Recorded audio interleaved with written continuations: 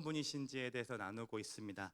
지난주에 우리 진호 목사님께서 우리가 진짜 행복하려면 우리의 시선으로 예수님을 바라보는 것이 아니라 예수님을 예수님으로 봐야 한다라고 말씀해 주셨어요. 즉 우리의 생각과 상황과 환경을 통해서 예수님을 보는 것이 아니라 그 전에 먼저 예수님을 예수님으로 보고 예수님으로 상황과 환경을 해석할 수 있어야 된다라고 하셨죠. 그래서 사탄의 참소와 조롱에 넘어가서 예수님으로 우리는 계속해서 충분치 않다라는 결론을 맺게 하고 넘어지는데, 우리는 그 더럽혀진 옷을 입고 있지만 그 재판장 앞에 섰을 때, 그 이상한 재판장 앞에 섰을 때 우리의 더럽혀진 옷을 벗기시고 의로운 옷을 입혀주심으로 거기서 끝내는 것이 아니라 당신의 그 교제에 우리를 초대하시는 그 예수님을 누리고 누리라는 것이 바로 지난주 말씀이었습니다.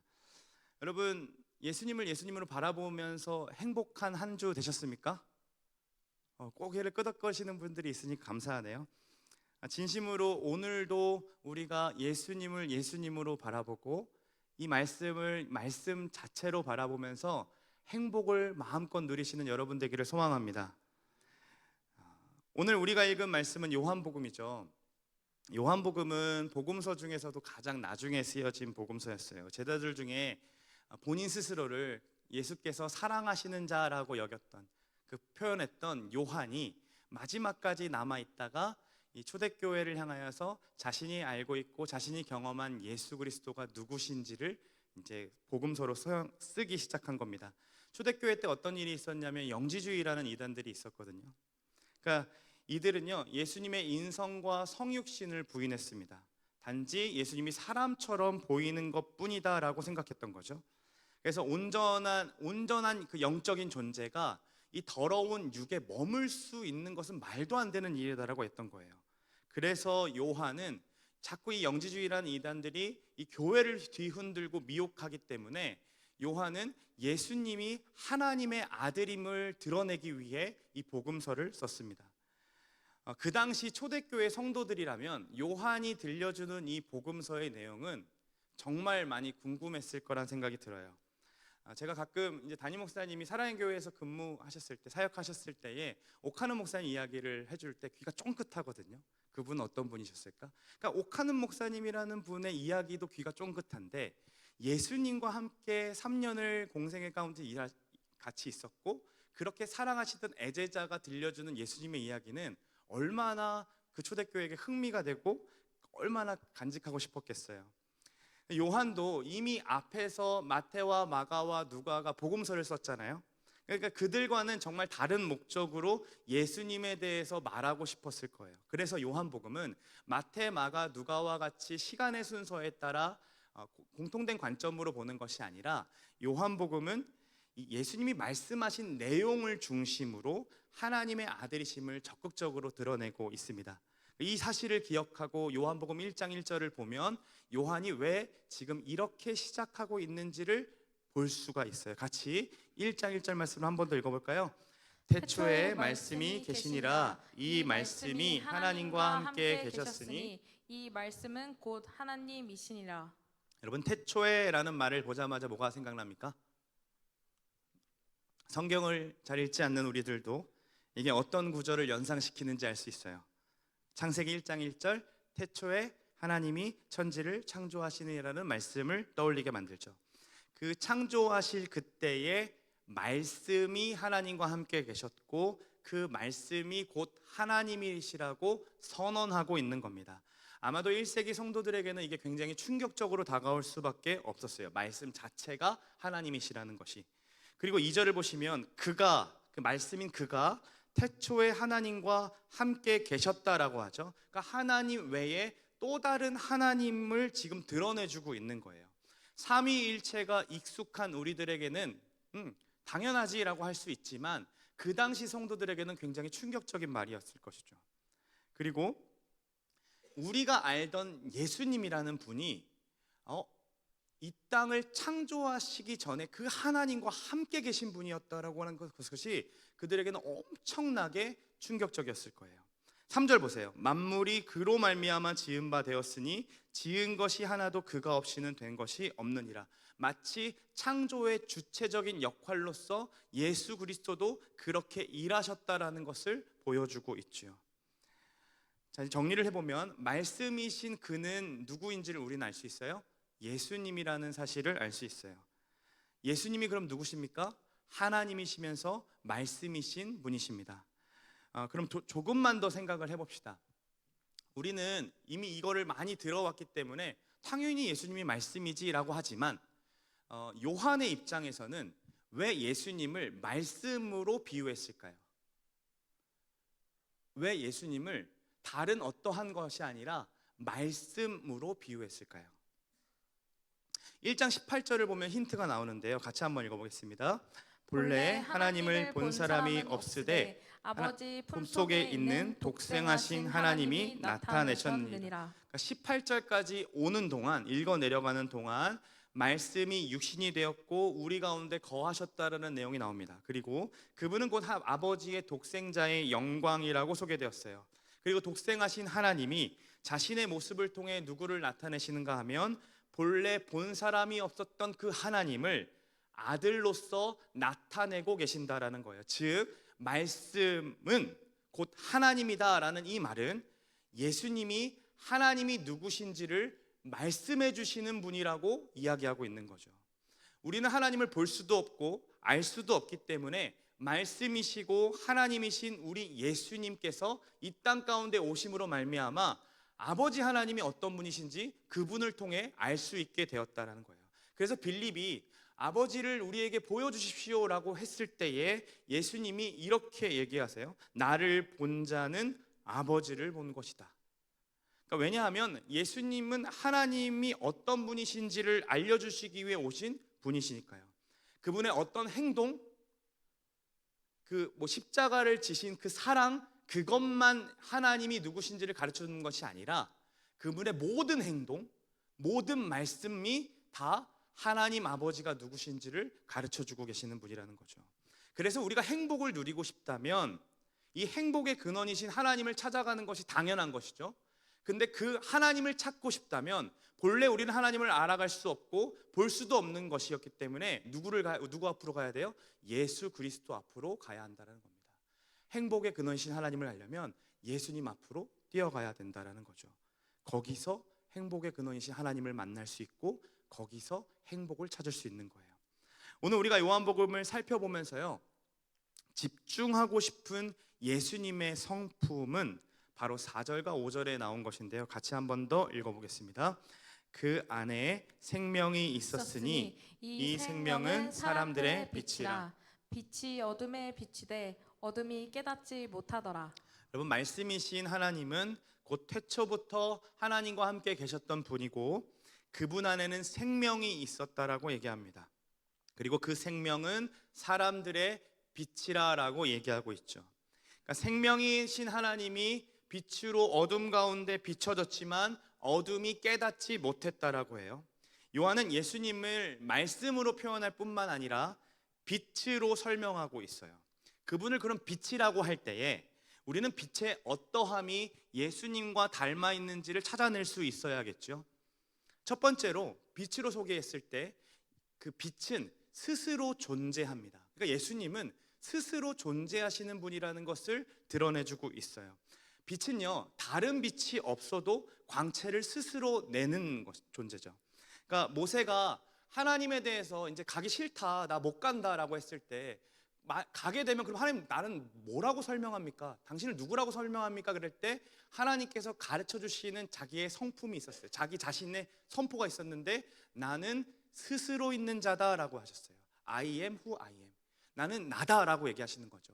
애굽의 어떠한 것들, 나의 강의 신, 태양의 신, 어떠한 개념으로 속해 있는 신이 아니라 나는 스스로 있는 자라고 소개하셨다라는 거죠. 그런데 그 말 가지고 헬라어로 바꾸면 에고에임이라는 단어를 사용하는데 예수님이 요한복음에서 에고에임이라는 단어를 굉장히 많이 사용하세요. 나는 생명의 빛이다. 나는 생명의 샘이다. 물이다. 영생하는 물이다. 이렇게 계속 빛이다, 물이다 하면서 자기 자신을 드러내고 드러내시는데 스스로 존재하시는 분이라는 것을 드러내주고 있다라는 거예요. 그리고 빛은 스스로 존재하는 것뿐만 아니라 아름다움을 부각시키고 드러냅니다. 어둠에 있을 때에 불을 다 끄고 우리는 무언가를 만지고 하면 짐작은 할 수 있지만 제대로 대상을 인식할 수는 없지요. 설교 막바지에 가면 우리가 불을 끄고 기도합니다. 왜냐하면 옆에 대상을 인식하지 말고 하나님 앞에 단독으로 서서 고백하기를 원하기 때문이에요. 그래서 하나님과 깊이 대화하고 그러다 보면 결단도 하고 또 죄도 고백하기도 하고 그래서 막 우리 울기도 하잖아요. 그러다가 이제 축도 끝나고 빛이 딱 켜지면 갑자기 좀 이렇게 민망스럽지 않습니까? 내 모습 자체가. 졸다가 일어난 내 모습, 그리고 내가 울다가 막 이렇게 못생긴 내 모습이 굉장히 이렇게 낱낱이 드러나는 것이 부끄러워지는 순간이죠. 빛은 이렇게 우리의 있는 모습 그대로를 비추어 냅니다. 그러니까 예수님 앞에 서면, 하나님 앞에 서면 그분은 스스로 존재하시는 광채이시기 때문에 우리의 존재를 낱낱이 비추이신다라는 거예요. 그런데 그때의 그 빛은 우리의 실태만을 드러내는 것이 아니라 우리와 함께 하고 계시는 하나님을 드러내십니다. 그리하여서 우리의 어떠한 모습을 넘어서서 하나님이 나와 함께 하심을 그 빛으로 계속 비추어 주시면서 보게 하신다라는 거죠. 그래서 빛 안에서 우리는 우리가 어떠한 존재고 내가 어떠한 정체성을 가지고 있는지 그 빛 안에서 제대로 해석할 수 있습니다. 이처럼 빛이신 예수님은 우리 안에 계신 하나님을 드러내시고 우리 인생의 본연의 아름다움을 드러내시는 분이세요. 마지막으로 이 빛은요, 어둠에 비치는 빛입니다. 5절 말씀 한 번 더 보시면 빛이 어둠에 비치되라고 하죠. 여기서 비추이다라는 단어에 좀 주목해 봤으면 좋겠어요. 이 비추이다라는 것은 빛이 어둠 밖에서 비춰지는 거잖아요. 그러니까 이 말은 빛이 밖에서부터 어둠 안으로 파고들었다라는 거예요. 그러니까 흑암이 깊음 위에 있고 땅이 혼돈했던 때에 하나님께서는 창조하실 때 빛이 있으라라고 말씀하시므로 창조를 시작했던 하나님께서 이제는 저 하늘 위에서 어둠 안으로 비치신 예수 그리스도를 보내셨다라는 거죠. 밖에서부터 어둠 속으로 그 빛은 비추어졌고 그 빛은 스스로 드러내시고 하나님을 드러내십니다. 왜요? 빛은 생명이 있기 때문에, 생명을 우리에게 주기 위함이었죠. 왜냐하면 4절 말씀처럼 생명이 그 안에 있어서 그 생명을 가지고서 살아가는 생명된 존재로 살기를 원하셨던 거예요. 그래서 그 생명을 어둠 속에 있는 우리들에게 전달하시기 위해 그 어둠 속으로 빛을 비추이십니다. 내려오셨다라는 거죠. 그런데 문제는 그 뒤에 나오죠. 어둠이 깨닫지 못했다는 거죠. 빛이 비추었지만, 밖에서부터 빛이 왔지만 어둠이 깨닫지 못하는 거예요. 9절과 11절 말씀을 보면요, 이 문제를 더없이 드러내주고 있는데요. 한 번 더 읽어보겠습니다. 참 빛 곧 세상에 와서 각 사람에게 비추는 빛이 있었나니 그가 세상에 계셨으며 세상은 그로 말미암아 지은 바 되었으되 세상이 그를 알지 못하였고 자기 땅에 오매 자기 백성이 영접하지 아니하였으나. 그러니까 어둠이 깨닫지 못했다라는 표현 속에는 두 가지 의미가 담겨 있어요. 첫 번째 의미는 이 9절에 11절까지의 말씀처럼 받아들이려고 하지 않았다라는 겁니다. 그러니까 세상이 그를 알지 못했고 영접하지 않았어요. 그 이유를 요한복음 3장 19절에서 20절에 이렇게 말해요. 그 정죄는 이것이니 곧 빛이 세상에 왔을 때 사람들이 자기 행위가 악함으로 빛보다 어둠을 더 사랑하는 것이라. 악을 행하는 자마다 빛을 미워하여 빛으로 오지 아니하나니 이는 그 행위가 드러날까 함이요. 그러니까 왜 빛이신 예수님을 받아들이려고 하지 않냐면 자기 행위가 악하기 때문입니다. 그러니까 어둠을 더 사랑했기 때문이고 빛으로 말미암아 그 행위가 드러나는 것이 견디기가 어렵기 때문에 빛으로 나아가고 싶어하지 않는 거죠. 인간이 이 죄를 시작했을 때 그 사건을 기억하세요, 여러분? 선악과를 따먹고 난 뒤에 하나님께서 동산에 거니시는 소리를 듣고 그들이 처음으로 반응했던 반응이 무엇이었습니까? 숨었다라는 겁니다. 빛을 피해서 숨었다라는 거죠. 자기 행위의 악함을 알았기 때문이고 그 행위가 낱낱이 드러나는 것이 부끄러웠기 때문이에요. 그분과 가까이 하는 삶이 곧 생명을 얻는 삶이고 누리는 삶이었는데, 충만한 관계를 의지하면서 나아가는 것이 아니라 그저 내 스스로 이 죄를 자각하는 바람에, 그리고 그 안에서 행위가 부끄럽다는 것을 견디지 못하는 그 순간 그들은 숨을 수밖에 없었어요. 육적으로 영적으로 죽을 수밖에 없는 상태에 이르게 됩니다. 성경은 이러한 상태를 뭐라 그러냐면 어둠이라고 표현합니다. 그러니까 땅이 혼돈하고 공허하며 흑암이 곧 어둠이 깊음이 위에 있었던 그때에 하나님은 말씀으로 세상을 창조하시면서 빛을 드러내시고 정돈하시고 질서를 만드시잖아요. 그런데 인간은 하나님과의 관계를 다 깨어버리고 다시 혼돈하고 다시 공허하고 다시 어둠뿐인 세상 안으로 들어가려고 했다라는 거죠. 거기에서 더 편하게 살고 싶어 했다는 거예요. 어둠의 상태에 일어나는 삶들은요, 시기하고 질투해서 결국 어떻게 됩니까? 피부치인 동생을 돌로 찍어 죽이는 삶으로 나타납니다. 그리고 또 어떻게 됩니까? 하나님을 떠나서 스스로 이름을 내고자 하는 인생으로 바뀌게 되는 거죠. 계속 탑을 쌓는 인생이 된다라는 거예요. 빛을 떠나니까요, 점점 어둠은 깊어지고 인간은요, 삶의 의미와 희망을 잃어버리게 되었습니다. 그래서 수만 가지 것들로 자신의 의미를 찾아보려고 애를 써요. 뒤처지지 않기 위해서 유행을 따라가고, 유행이라면 어떻게든 그거를 막 쇼핑을 하지만 과도한 욕망에 중독되어가는 자신을 바라보지 못합니다. 나는 그 정도까지는 아니야, 난 중독되지는 않았어라는 말로 위안을 삼죠. 남들이 보기에 성공한 삶이라고 인정받고 싶어하고, 또 나 자신을 끊임없이 그래서 괴롭히고 어떻게든 성과를 내고 싶어하고, 그래서 정작 돈이 내 주인이 되어가고 있는 것을 깨닫지 못하고 계속 모으고 모아도 끊임없이 부족한 삶을 극복할 수가 없습니다. 그 불만족이, 깊은 불만족이 채워지지가 않죠. 왜 그렇습니까? 빛이 아닌 어둠 속에서 자꾸 나 자신을 찾아보려고 애를 쓰기 때문입니다. 어둠 속에서 여러분, 제 모습은 그렇게 멋져 보일 수가 없습니다. 불이 딱 꺼지고 조명만 딱 있었을 때에 가릴 것은 가려지고 살릴 것만 살려지는 제 모습은 그렇게 멋있을 수가 없어요. 아무도 동의하지 않군요. 그러나 이렇게 빛이 활짝 비추어지고 나면 제 모습이 초라하고 초라해요. 견딜 수가 없죠. 그래서 어떻게 합니까? 다시 어둠 속으로 들어가고 싶은 게 우리의 본성이에요. 수만 가지 무화과 나무 잎으로 내 부끄러움들을 가리고 싶어하고 가리고 싶어하는 거죠. 여러분, 영적인 것도 마찬가지입니다. 예수님이 빛이신 거 우리 알죠? 그러나 그분께로 나아가려고 하지 않습니다. 그분께 나아가는 삶이 우리 어떻게 해석합니까? 나를 옥죄는 것이라고 생각해요. 그래서 어둠 속에 있는 삶이 더 편하다라고 느껴요. 즐겁다라고 느껴요.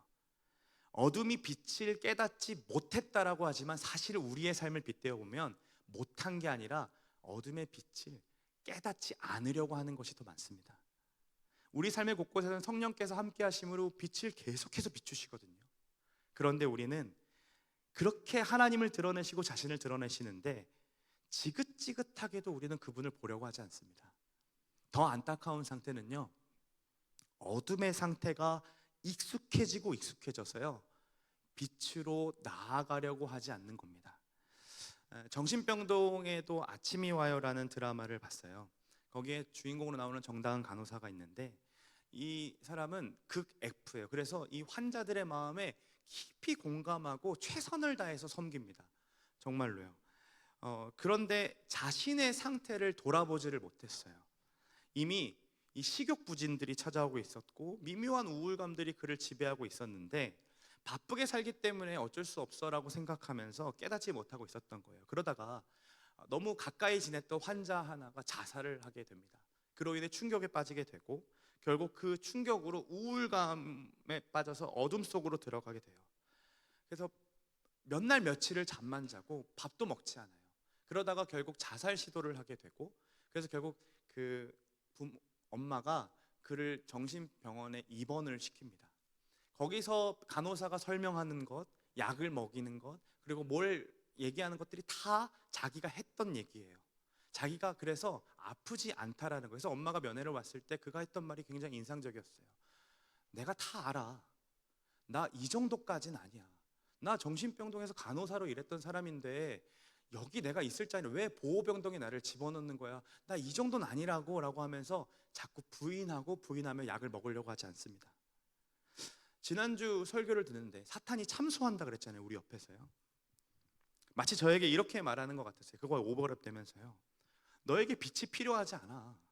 이미 너는 교회에서 살다시피 하는데 너 신학도 했고 목사도 하잖아. 그게 무슨 빛이 필요해? 여러분, 이 상태가 정말로 우리가 두려워해야 하는 상태인 거예요. 다 안다고 생각하고 오늘 말씀에 접근했어요.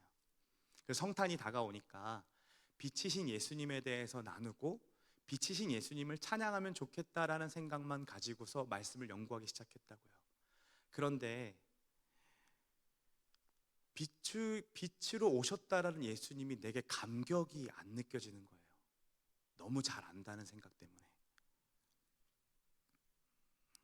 왜 그런지 묵상해 보니까요, 제가 사탄에 속고 있던 거죠. 내 자신을 어둠의 상태라고 인정하고 싶지 않았던 거예요. 나는 여전히 잘하고 있고 제대로 가고 있다라고 믿고 싶었던 거죠. 내 상태는 빛이 그렇게까지 필요한 상태는 아니야 라고 얘기하고 싶었던 거예요.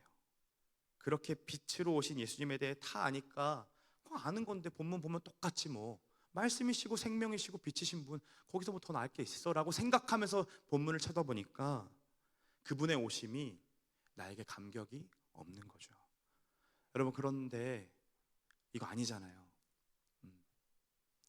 이 땅에 그분이 없었을 그때 분명 그분이 오셨음을 믿고 우리는 그걸 믿어요. 그리고 알아요. 그래서 빛이신 것도 알아요. 그런데 그분이 오셨음에도 우리의 본성은요, 계속해서 어둠으로 간다라는 사실을 우리는 인정할 수 있어야 돼요. 그래서 우리가 어떤 모양으로 신앙생활을 하고 있던, 어떤 직분을 받고 있던 매일 매순간 이 빛이 필요하다는 거죠. 그 빛이 없으면, 그 빛에 거하지 않으면 우리의 언어와 우리의 생각 구조가 금세 바뀌는 것을 우리는 경험해요. 어둠이 금세 우리를 뒤덮여서 모든 것이 부정적으로 보이고요, 모든 것이 계속해서 누군가를 짓밟고 싶어하고 그래서 내 자신을 세우고 싶어하는 것에 거할 수밖에 없어요. 어둠이 찾아오면 우리는 그렇게 반응할 수밖에 없어요. 그래서 우리는요, 매 순간 날마다 그 빛이신 예수님께로 나아가야 하는 거예요. 그분을 갈망해야 한다는 거죠.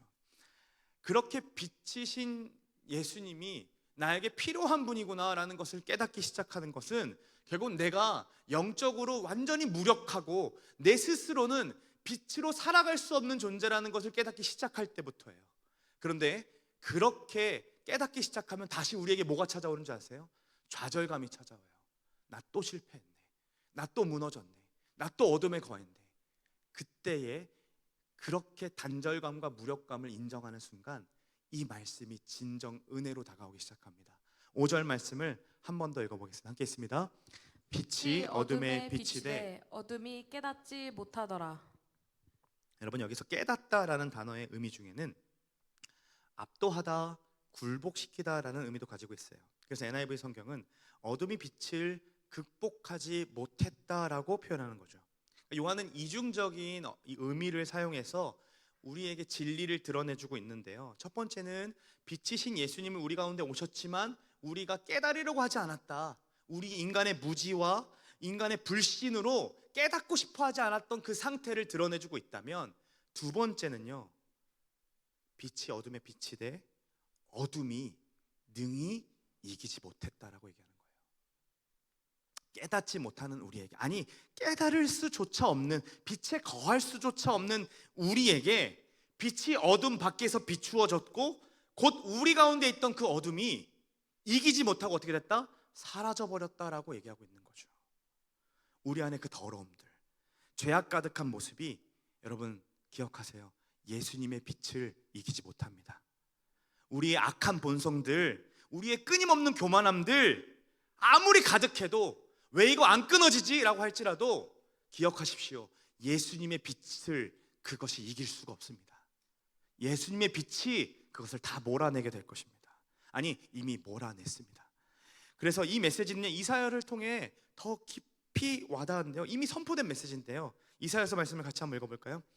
여호와께서 말씀하시되 오라 우리가 서로 변론하자. 너희의 죄가 주홍 같을지라도 눈과 같이 희어질 것이요 진홍같이 붉을지라도 양털같이 희게 되리라. 여러분, 우리의 죄가, 우리의 죄된 그 습관들이 진홍같이 새빨갛게 물들지라도, 회복 불능처럼 보일지라도 예수님의 빛이 우리 삶 가운데 비춰질 때 눈과 같이 희어지고 양털과 같이 희게 된다는 것, 그 복음이 어둠뿐인 이 땅 가운데 예수 그리스도를 보내심으로 선포된 메시지라는 거예요. 저 복음이 예수 그리스도를 보내심으로 실현되었다라고 선언하는 거죠. 생각해 보면요, 우리가 가지고 있는 욕망들 있잖아요. 어떤 것들이 있습니까? 여러분, 돈 사랑해요, 안 사랑해요? 벌써 입가에 미소가 가득하잖아요. 돈 사랑하는 거 끊을 수 있나요? 방법이 있다면 저 좀 알려주세요. 그거 못 끊을 것 같지 않습니까? 네. 여러분, 권력욕은요, 누군가 나 인정해주고 나를 대우해주는 그 맛, 그 맛 한번 보면 끊임없이 올라가고 싶어 하잖아요. 인정을, 성공을 바라는 마음. 또 성적인 유혹은 어떻습니까? 끊을 수 있습니까? 못 끊으니까 자꾸 다른 걸로 대체하려고 계속 이겨내려고 하는 거죠. 이거 끊기 너무 어려워요. 그런데요, 하나님이 우리를 창조하실 때 그렇게 죄가 그렇게 끊임없을 수 있다면 그 반대편에도 끊을 수 없다는 게 있다는 걸 우리는 인식해야 돼요. 뭡니까? 끊임없이 사랑해 주시는 우리의 사랑, 하나님의 사랑, 끊임없이 우리와 함께 하시는 그 빛을 비추시는 그 빛, 그것도 끊을 수 없는 것을 기억하셔야 돼요. 그래서 여러분, 그 끊을 수 없는 사랑과 그 끊을 수 없는 빛으로 우리가 끊을 수 없을 만한 같던 그 어둠의 모든 그 잔재들을 하나님이 물러가게 하시고 물러가게 하신다는 거예요. 그래서 여러분, 우리가 끊고 싶은 죄가 있으면 그것을 끊어내야지 하는 것이 아니라 그 상태 그대로 예수님을 향해서 뛰어가는 것이 복음적인 삶인 거예요. 나 이거 안 해야지, 나 오늘 이거 안 할 거야 라고 다짐하는 삶은 율법적인 삶에서 그치는 거지만, 그것과 상관없이 내 있는 모습 그대로 하나님을 향해서 뛰어가고 그 빛에 거하려고 하는 그 삶이 바로 복음적인 삶이라는 거죠. 그 복음으로 우리의 삶을 뒤덮고 있는 그 어두움들이 여러분 물러가기를 간절히 소망합니다. 이게 정말 사실이고 진리라는 것을 어떤 사람들의 이야기나 뭐 여러 가지 샘플로 얘기하는 것보다는 말씀 가지고 얘기하는 게 더 확 와닿을 것 같아서 마태복음 1장 1절을 한 번 더 보겠습니다. 마태복음 1장 1절에 이렇게 쓰여져 있어요. 같이 한번 읽어볼까요? 아브라함과 다윗과 자손 예수 그리스도의 계보라. 여러분, 마태는요, 유대인들에게 예수님이 이스라엘의 왕이시다라는 것을 드러내기 위해서 복음서를 쓴 거거든요. 그래서 1장 1절부터 이 유대인들이 가장 친숙한 인물인 아브라함과 다윗을 꺼내서 등장시키는 거예요. 그리고 방금 활동하셨던 그 예수님이 바로 너희들이 그렇게 존경하는 아브라함과 다윗의 자손이야 라고 하면서 확 와닿게 하는 거죠. 그래서 이스라엘 왕이면 이 정도는 돼야지, 아브라함의 자손이어야지, 그렇지, 다윗의 자손이어야지, 이게 동의가 됩니다. 그런데 2절부터 읽어나기 시작하면서 그들은 아마도 침을 뱉거나 뭐야 하면서 욕을 했을지도 몰라요. 2절부터 말씀을 한번 읽어볼게요. 함께 있습니다. 아브라함과 다윗의 자손 예수 그리스도의 계보라. 아브라함이 이삭을 낳고 이삭은 야곱을 낳고 야곱은 유다와 그의 형제들을 낳고 유다는 다말에게서 베레스를 세라를 낳고 베레스는 헤스론을 낳고 헤스론은 람을 낳고 람은 아미나답을 낳고 아미나답은 나손을 낳고 나손은 살몬을 낳고 살몬은 라합에게서 보아스를 낳고 보아스는 루sek에서 오벳을 낳고 오벳은 이새를 낳고 이새는 다윗 왕을 낳으니라. 다윗은 우리아의 아내에게서 솔로몬을 낳고. 여러분, 원래 족보에는 여자의 이름이 들어가지 않습니다. 그런데 지금 여자의 이름이 그 왕의 족보라고 하는 그 거룩하고 신성한 족보에 여자의 이름이 들어가 있다라는 거예요. 누구예요? 다말과 라합과 롭인데 심지어 이들은요, 이방인들이었습니다. 다말과 라합은 가나안 민족이었고요, 룻은요 모압 사람이었어요. 그러니까 다 성전에 들어갈 수가 없는 존재들이었죠. 성스러운 메시아 이스라엘의 왕으로 오신 족보에 그들의 이름이 일부로 넣는 거예요. 누구에게서라고 하면서.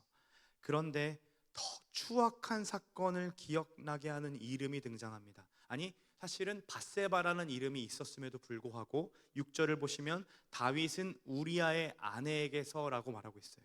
의도적으로 다윗이 부하의 여자를 취해서 강간했던 그 사건, 성폭행했던 그 사건을 지금 족보에 넣었다라는 거예요. 마치 제가 족보를 딱 보여줬는데 우리 할머니는 창녀 출신이야. 우리 할머니는 저기 모압 사람 출신이야. 우리 할아버지가 부하가 있었는데 그 부하의 부인을 가로채가지고 강간해서 그래서 우리 할아버지가 나왔어. 이런 얘기를 하고 있는 거예요. 여러분, 이게 말이 됩니까?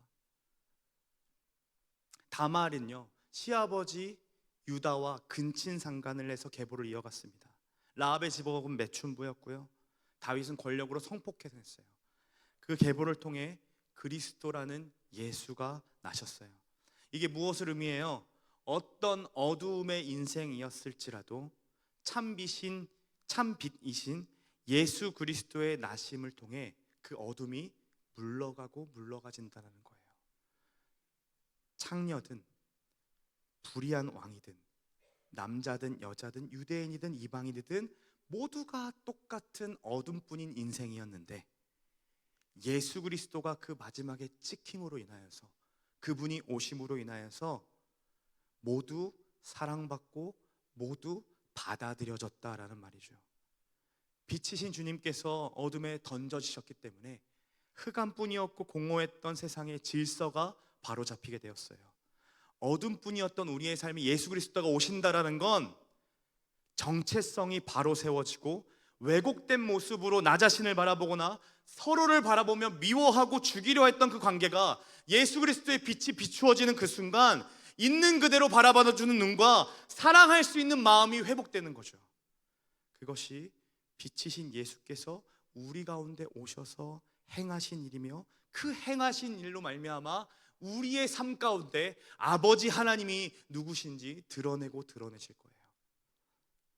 예수님은 나는 세상의 빛이다라고 말씀하셨어요.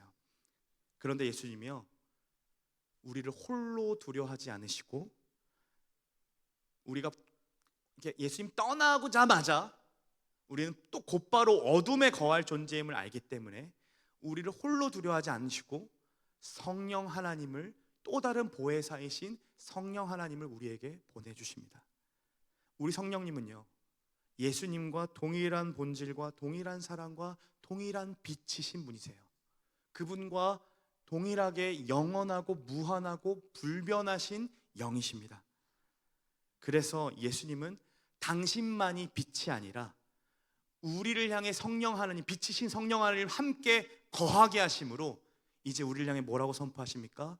너희는 세상의 빛이다 라고 선포하신다는 거죠. 마태복음 5장 말씀에 빛이 되라, 빛으로 살아라 라고 말씀하시지 않았어요. 우리가 이미 흑암뿐인 인생임에도 불구하고 그 흑암을 넘어서 우리와 함께 하시는 성령을 보시기에 우리를 빛이라라고 선포하셨다라는 거예요. 그분이 언제까지 함께 하실까요? 더 이상 햇빛이 필요 없을 그때까지 함께 하시겠죠. 더 이상 어둠이 이제는 드리워지지 않는 그때까지 그 성령은 함께 하십니다. 우리의 삶에 그때가 올 때까지 우리 성령님은 우리의 삶에서 어둠을 몰아내시고 몰아내실 거예요. 그때가 언제입니까? 우리가 다시 빛의 나라로 돌아가는 때입니다. 말씀을 같이 한번 읽어볼까요? 요한계시록 말씀이에요. 같이 읽겠습니다. 다시 밤이 없겠고 등불과 햇빛이 쓸데없으니 이는 주 하나님이 그들에게 비치심이라. 그들이 세세토록 왕 노릇하리로다. 다시 읽어드릴게요. 다시 밤이 없겠고 등불과 햇빛이 쓸데없으니 이는 주 하나님이 그들에게 비치심이라. 하나님의 그 완전하신 그 빛이 우리 가운데 팍 비춰질 때에 모든 어둠이 사라지는 그 나라가 곧 오게 된다라는 거죠. 여러분, 성탄이 연말이라서 좋은 이유가 있어요. 연말에는 1년을 돌아보면서 우리의 어두웠던 일들이 생각나죠. 그런데 예수님의 족보가 이야기하듯 1월에 나쁜 짓 했고 2월에 나쁜 짓 했고 3월에 나쁜 짓 했고 또 쓰러지고 또 쓰러지고 그런 역사밖에 없는 우리의 인생이라 할지라도 성탄의 예수 그리스도를 소망하며 그분과 함께 거하는 우리의 삶이 다시 새해를 소망하게 하고 다시 밤이 없는 그 나라를 소망하게 한다라는 거예요. 우리를 뒤덮고 있는 온갖 어두움이 사라지고 그분을 기뻐하고 맞이할 그 날을 소망하게 되는 것이죠. 그래서 우리는 성탄을 기다리면서 우리끼리 어떻게 하면 즐거울 수 있을까? 우리끼리 어떻게 하면 기뻐할 수 있을까를 논의하는 것이 아니라 그 나라를 기다리는 거예요. 다시 밤이 없는 그 나라, 다시 햇빛도 필요 없고 등불도 필요 없는 그분의 영원하신 빛이 거하는 그 나라를 기대하면서 우리는 이렇게 고백할 수밖에 없어요. 이것들을 증언하신 이가 이르시되 내가 진실로 속히 오리라 하시거늘 아멘. 주 예수여 오시옵소서. 성탄을 기다리는 우리의 고백이 바로 이 고백이어야 한다는 거죠. 사랑하는 여러분, 우리는 무엇을 기다리고 있을까요? 여러분, 내 삶의 어두운 면이 드러날 때마다 어둠을 몰아내시기 위해 어둠 밖에서 오신 그 빛, 예수 그리스도를 갈망하고 갈망하시기를 소망합니다. 어둠 속에 있는 내 삶이 초라해지게 느껴질 때마다, 또 실수했고 또 넘어졌네, 초라하게 느껴질 때마다 그 초라한 내 곁에서 어둠을 밝히시고 그 어둠을 몰아내고 계시는 성령 하나님을 의존하시기를 소망합니다. 어찌 이렇게도 죄가 끊어지지 않을까? 어찌 내 삶에 또 반복되는 죄를 짓고 살아갈까? 내 자신의 삶이 너무나도 싫어지고 지긋지긋해질 때마다 다시는 밤이 없는 그 나라, 등불과 햇빛이 필요 없는 그 나라를 소망함으로 기대하며 나아가는 저와 여러분의 삶이 되기를 소망합니다. 여러분, 그 나라를 소망한다라는 것은, 여러분, 기다린다라는 것은 그분을 닮아가는 일인 거예요. 그분을 쫓아가는 일인 거예요. 그분을 알아가는 일인 거예요. 이 성탄을 기다리며 온전히 예수 그리스도를 알아가고 풍성히 알아감으로 그분의 나라를 소망하고 그분의 오심을 계속해서 기다리는 저와 여러분 되시기를 소망합니다. 우리 같이 이 찬양으로 함께 고백했으면 좋겠는데요. 빛으로 비추시네, 우리의 어둠들이 사라지고 사라질 것입니다 라고 고백하는 이 고백 다시 하나님 앞에 올려드리며 나아갑시다.